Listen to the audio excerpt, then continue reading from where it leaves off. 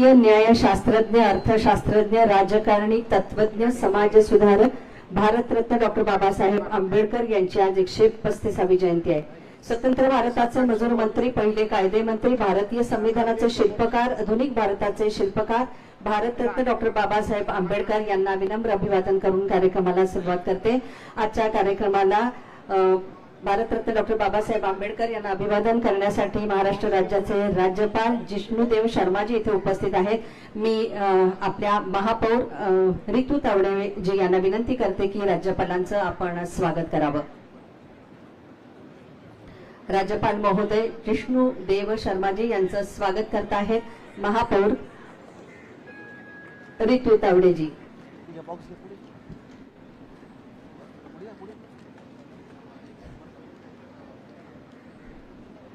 राज्यपाल महोदयांचं आपण इथे स्वागत करत आहोत.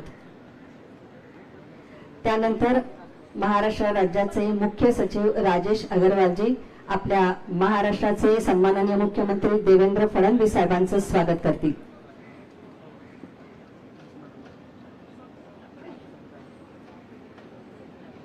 तसंच उपमुख्यमंत्री एकनाथजी शिंदे साहेबांचं स्वागत राजेश अगरवालजी करत आहेत, मुख्य सचिव महाराष्ट्र राज्य.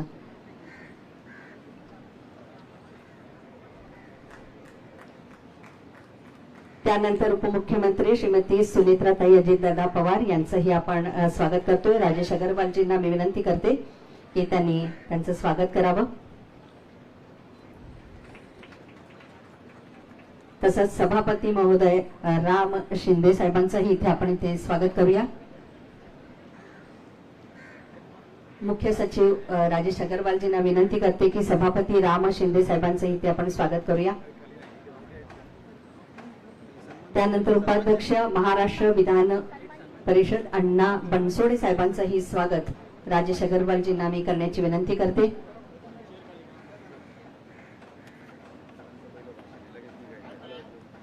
अण्णा बनसोडेजी उपाध्यक्ष महाराष्ट्र विधान परिषद.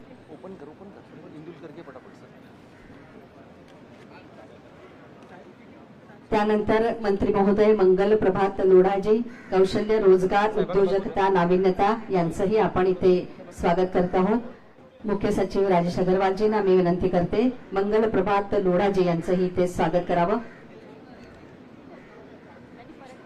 तसंच छगन भुजबळ साहेब इथे आलेले आहेत, अन्न आणि नागरी पुरवठा मंत्री, त्यांचंही स्वागत राजेश अगरवालजींना मी करण्याची विनंती करते. त्यानंतर माहिती तंत्रज्ञान सांस्कृतिक कार्य मंत्री ऍडव्होकेट आशिष शेलारजी यांचंही इथे आपण स्वागत करावं. त्यानंतर बृहन्मुंबई महानगरपालिकेच्या आयुक्त श्रीमती अश्विनी भिडे मॅडम यांना मी विनंती करते की आपण आशिष शेलारजींचं स्वागत करावं. त्यानंतर सामाजिक न्याय मंत्री संजय शिरसाट सर यांचंही इथे स्वागत करावं.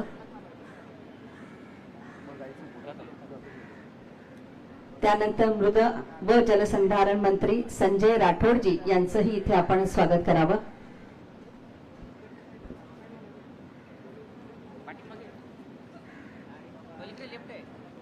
यानंतर महापौर ऋतू तावडेजी यांचंही इथे स्वागत करावं.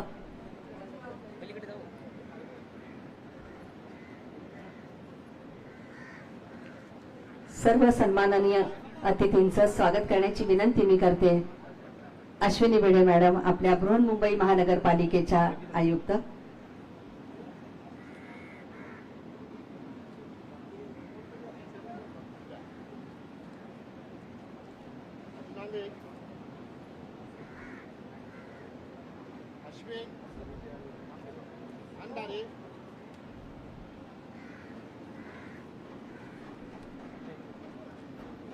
भदंत डॉक्टर राहुल बोधी महाथेरो यांचं इथे आपण स्वागत करत आहोत.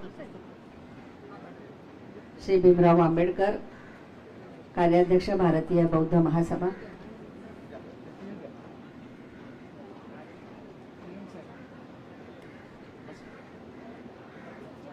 या साईडला सीएम साहेब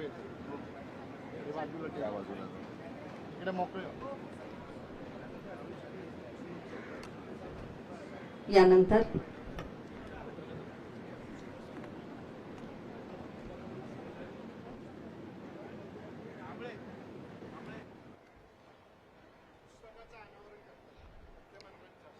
यानंतर आपण एका महत्वाच्या कार्यक्रमाकडे वळतोय. समाजनायक संजय शिरसाट या पुस्तकाचं अनावरण आपण आता करत आहोत. संजय शिरसाट या त्यांच्या विभागाच्या वतीनं 1 वर्षाच्या संपूर्ण प्रगतीचा आढावा घेणारं हे पुस्तक आहे, समाजनायक संजय शिरसाट. आणि या पुस्तकाचं अनावरण आता आपण इथे करत आहोत.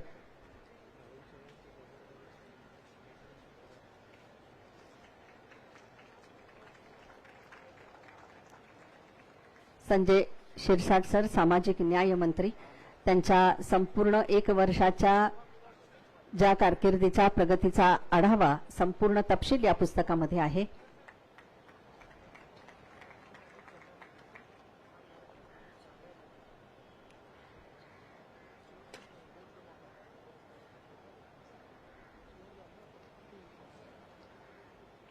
यानंतर आपण चिवरदान या समारंभाला आता सुरुवात करत आहोत.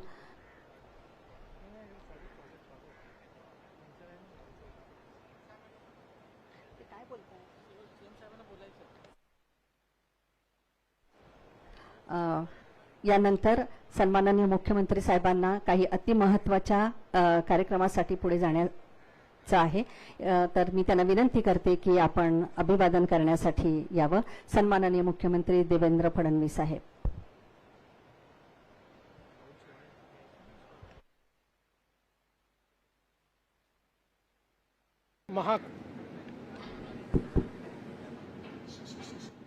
महाकारुणी तथागत भगवान गौतम बुद्ध आणि क्रांतीचे महासूर्य भारतरत्न डॉक्टर बाबासाहेब आंबेडकर यांना अभिवादन करतो.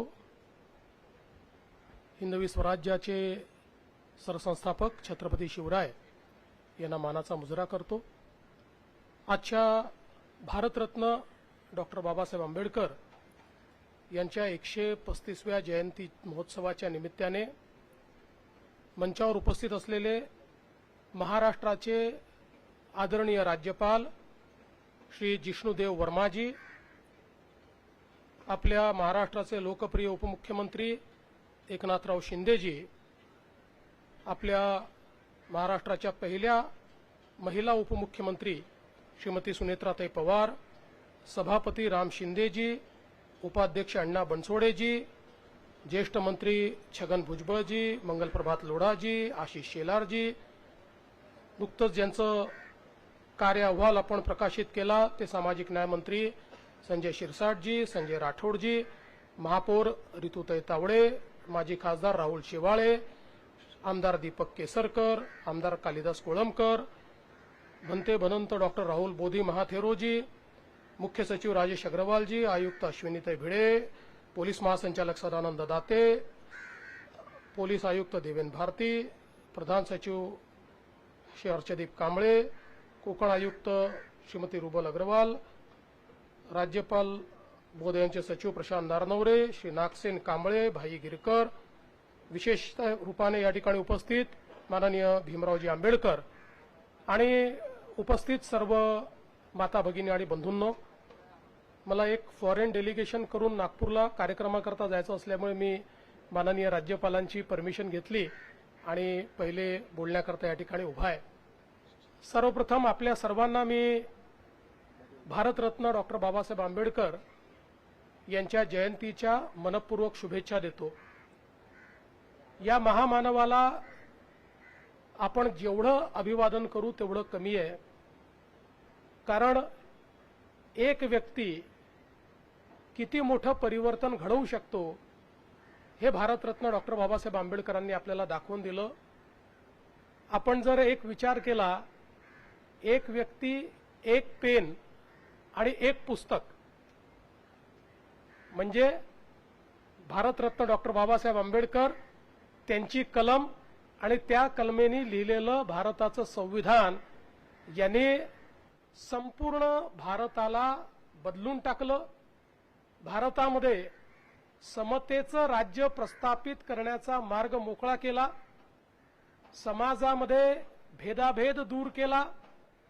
मानवतेला काळिमा फासणाऱ्या प्रथा संपवल्या आणि सगळ्यात महत्त्वाचं, सर्व प्रकारचे भेद जातीभेद, धर्मभेद आणि महिला पुरुष भेदही संपवण्याचं काम हे या एका संविधानाने केलं. आणि म्हणूनच आपण नेहमी असं म्हणतो की आज भारत प्रगती करतोय, त्याचं एकमेव कारण भारताला मिळालेलं संविधान जे जगातलं सर्वोत्तम संविधान आहे असं आपण निश्चितपणे म्हणू शकतो. आणि म्हणून आज आपण त्यांना त्यांच्या जयंतीच्या निमित्ताने अभिवादन करतो.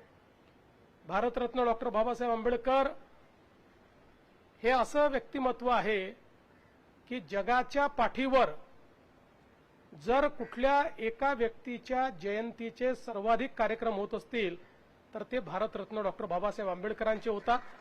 जगातल्या कानाकोपऱ्यामध्ये ही सगळी कार्यक्रम आपल्याला त्या ठिकाणी पाहायला मिळतात. आणि हे कार्यक्रम एक प्रकारे त्यांच्या कार्याला दिलेली मानवंदना आहे. सगळ्यात महत्वाचा संदेश जो भगवान गौतम बुद्धांचा संदेश त्यांनी आपल्याला दिला तो म्हणजे अत्तदीप भव, म्हणजे स्वतः प्रकाशमान व्हा, कोणावर अवलंबू नका, तुमच्यातला प्रकाश जागृत करून आपल्या पायावर उभं राहा. हा जो काही त्यांनी दिलेला संदेश आहे तो मला असं वाटतं की मानवाच्या कल्याणाचा सर्वोत्तम संदेश म्हणून आपण त्याच्याकडे पाहू शकतो. खरं म्हणजे भारतरत्न डॉक्टर बाबासाहेब आंबेडकर यांच्या सामाजिक चळवळीचा उल्लेख आपण नेहमी करतो आणि तो सर्वार्थाने अत्यंत महत्वाचा आहे. पण तो उल्लेख करत असताना अनेक वेळा त्यांचे वेगवेगळ्या क्षेत्रातले जे काही कॉन्ट्रीब्युशन्स आहेत ते कुठेतरी मागे पडतात. आणि म्हणून केवळ एक विषयावर या ठिकाणी मी बोलणार आहे आणि ते म्हणजे त्यांनी जो भारताच्या अर्थकारणाला एक प्रकारे जी दिशा दिली ती अत्यंत महत्वाची आहे. याचं कारण आपल्याला कल्पना असेल की भारतरत्न डॉक्टर बाबासाहेब आंबेडकरांनी लंडन स्कूल ऑफ इकॉनॉमिक्समध्ये ज्यावेळी डॉक्टर ऑफ सायन्स ही पदवी मिळवली त्यावेळी त्यांचा प्रबंध हा जो काही आपल्या रुपया आहे, प्रॉब्लेम्स बिफोर इंडियन रुपी, अशा प्रकारचा प्रबंध त्यांनी तयार केला. आणि या प्रबंधामध्ये त्यांनी ज्या गोष्टी मांडल्या त्या याकरता महत्वाच्या आहेत की त्यानंतर त्या प्रबंधात त्यांनी असं सांगितलं होतं की भारतामध्ये एक सेंट्रल बँक असली पाहिजे, त्याशिवाय भारतामध्ये बँकिंग हे आपल्याला करता येणार नाही. दुसरं त्यांनी सांगितलं होतं की वर्षानुवर्ष आपल्या करन्सीचं म्हणजे चलनाचं सिल्वर स्टँडर्ड आहे ते संपवलं पाहिजे आणि गोल्ड स्टँडर्ड केलं पाहिजे.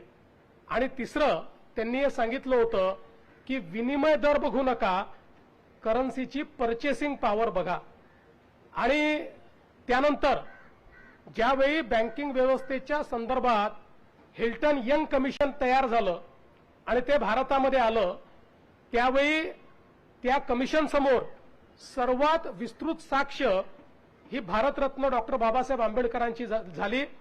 आणि ती साक्ष झाल्यानंतर हिल्टन यंग यांनी आपल्या अहवालात डॉक्टर बाबासाहेब आंबेडकरांच्या या पुस्तकाचा उल्लेख करून आणि त्यांच्या साक्षीचा उल्लेख करून त्यात हे लिहिलेलं आहे की भारताला एक सेंट्रल बँक ही आवश्यक आहे आणि म्हणून रिझर्व्ह बँक ऑफ इंडियाची स्थापना करा. त्यामुळे ही जी रिझर्व्ह बँक ऑफ इंडिया स्थापित झाली आहे याची मूळ आयडिया ही भारतरत्न डॉक्टर बाबासाहेब आंबेडकरांची होती. दुसरं आपल्याला कल्पना आहे की त्यानंतर भारतामध्येही आणि जगाने त्यांच्या करन्सी करता गोल्ड स्टँडर्ड हे स्वीकारलं, म्हणजे सोन्याचा साठा इक्विव्हॅलंट हा तयार करायचा, हे गोल्ड स्टँडर्ड स्वीकारलं.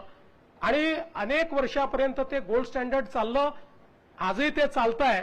पण आज ते का बरं अत्यंत महत्वाचं आहे? आज ज्यावेळी अमेरिकेसारख्या देशामध्ये एक्सचेंज हे डॉलरवर झाल्यामुळे करन्सीचं गोल्ड बॅकिंग त्यांनी काढून टाकलं. आज पुन्हा एकदा अमेरिकेसारख्या देशालाही वाटतं, चीनसारख्या देशालाही वाटतं की आपली करन्सी गोल्ड बॅकिंगची असली पाहिजे आणि मोठ्या प्रमाणात पुन्हा एकदा गोल्ड स्टँडर्डकडे एका वेगळ्या पद्धतीनं आता अमेरिकाही चालला आहे, चीनही चालला आहे आणि जगभरातली सोन्याची खरेदी आज त्या ठिकाणी चाललेली आहे. याचा अर्थ जे 1923 मध्ये भारतरत्न डॉक्टर बाबासाहेब आंबेडकरांनी सांगितलं होतं ते जगाने स्वीकारलं आणि आज पुन्हा जग ते स्वीकारतं आहे. आणि तिसरी गोष्ट आपण जर बघितलं तर आताच्या काळामध्ये विनिमय दराचा विचार फार होत नाही. आपण अनेक वेळा म्हणतो डॉलरच्या तुलनेत आता रुपया घसरला, डॉलरच्या तुलनेत 92 रुपये 93 रुपयेपर्यंत आता $1 झाला. पण जग आता असं पाहत नाही, जग रुपयाची खरेदीची क्षमता काय आहे ही पाहते. $1 काय खरेदी होऊ शकतं आणि तेच खरेदी करायला किती रुपये लागतात. कारण जेव्हा एक्सपोर्ट ओरिएंटेड इकॉनॉमी होते त्यावेळेस विनिमय दर महत्वाचे राहत नाही, तर त्याची पर्चेसिंग पॅरिटी किती आहे ही त्या ठिकाणी महत्वाची असते.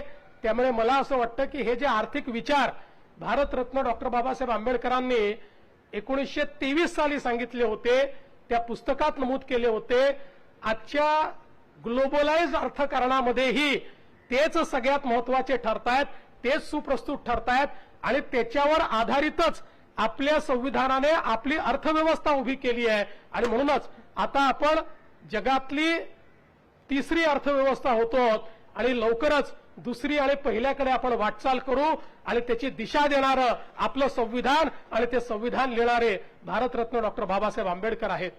आणि म्हणूनच आज मला असं वाटतं खरं म्हणजे त्यांच्या जीवनातल्या वेगवेगळ्या गोष्टींवर जर आपण प्रकाश टाकू लागलो तर संपूर्ण दिवस जाईल. पण माननीय राज्यपाल महोदयांच्या नेतृत्वामध्ये या ठिकाणी हा कार्यक्रम चाललाय. त्यांच्यासमोर अधिक बोलणं हे देखील कुठल्याही शिष्टतेला धरून नाही. आणि म्हणून मी पुन्हा एकदा भारतरत्न डॉक्टर बाबासाहेब आंबेडकर यांना अभिवादन करतो.